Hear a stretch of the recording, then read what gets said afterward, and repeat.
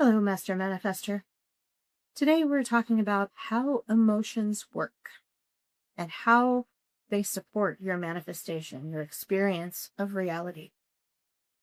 Emotions are chemical signals from the body that something important needs your attention. They trigger thoughts that are interpretations of what the sensation means. If you pay attention to when you have an emotion, you can feel it in your body somewhere, in your chest, in your stomach. And your gut actually communicates with your brain through an emotional channel, through emotional chemical signals. There are neurons in your gut. So when I talk about gut, heart, brain coherence, I'm talking about keeping your whole body in alignment, keeping your thoughts, your sense of purpose, and your intuition all in alignment. So why do emotions get such a bad rap? It really does make sense because in situations of survival that humans lived in for most of our existence, you can't have somebody getting overly emotional and completely losing it because they could threaten the entire group, right? Now we understand emotions much better. We can actually talk about emotional regulation, give them complex names. And remember, the words are shrinking the thing down, but they're also a means to communicate what it is exactly and to understand the sensation better. In manifestation, dealing with emotions is really about managing your thoughts surrounding emotions and not demonizing them, not trying to push them down and say, oh, this means something bad about me if I'm having feelings. These are like important messages from your body. Hey, this needs your attention. This is something that you need, or this is something that might hurt you, or this is something important. It's not always correct, but the feeling, the emotion itself, the sensation is always valid. The interpretation is not always correct. And this is where you need to be careful of being mindful of what you're thinking about certain things, especially if it's outdated information. You know, you need to update your programs surrounding emotion, especially when you're updating your identity. Speaking of which, when you start manifesting, you're almost definitely going to have a lot of emotions. It's really funny because I have tons like going on because I'm talking about emotions this week or just because, but it's the important thing is not feeling bad about feeling. Stop feeling bad about feeling. You're supposed to feel. You're a human being. You're supposed to feel. The important thing is getting in touch with what the feeling is so you can let it go, see that it was acknowledged, and then decide what it means. So that pause is always so very important. And where the emotion is coming from when you're focusing in on it and you give it a name, you kind of give it an identity within yourself. You give it basically a procedural behavioral program. I feel this.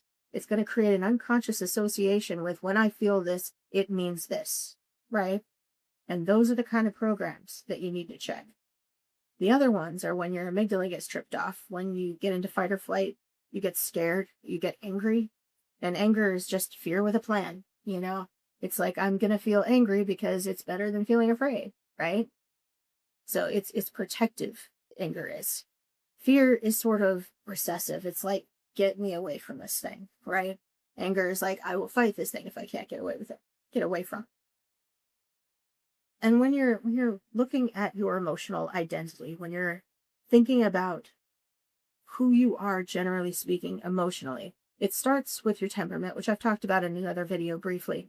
But to tie temperament in a little bit more to emotion and understand that your nervous system baseline is where all those emotions are going to come from, right?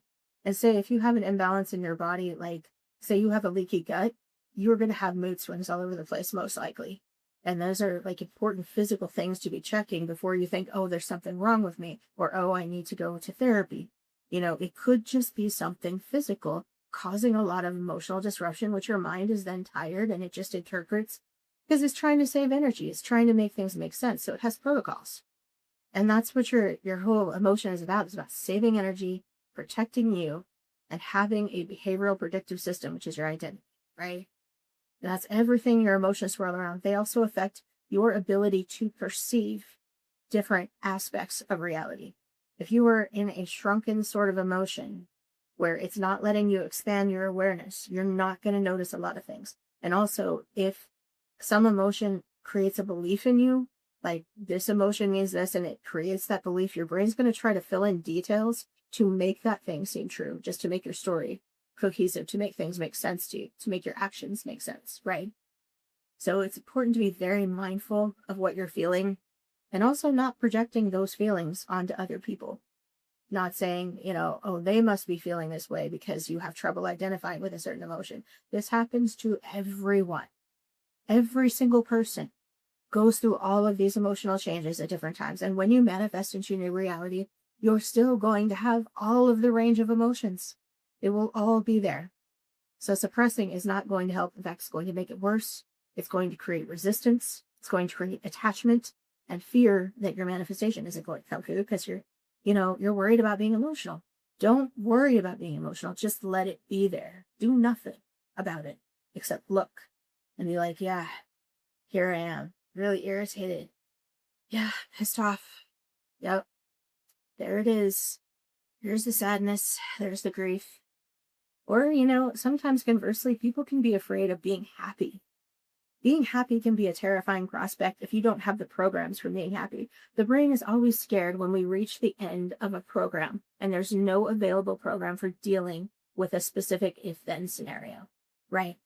And this is where you need to fill in the programs with affirmations, with journaling, with, mindful meditation of paying attention to who you're being all the time, as much as you can. You're not going to be able to be in observer mode 100% of the time, but checking in constantly. What was I just thinking? What was I just feeling? This is how you get in touch with your body and your emotional identity. So I hope this has helped you to understand a little bit more about how emotions work in manifestation and how to manage emotions, how to feel them, how to name them, how to, not project them off onto other people. I mean, really the hardest thing about that is acceptance, self-acceptance, and understanding that it does not mean that you are bad because you had a feeling. Even if it was, what you interpreted as a terrible feeling about something, it was just a feeling, something your body expressed. It's just like thoughts. It's a story option, but it's for your body. Thoughts are story options for your brains. Emotions are story options for your body. Thank you for watching. Please like, subscribe, and sign up for the Method Muse newsletter in the description below.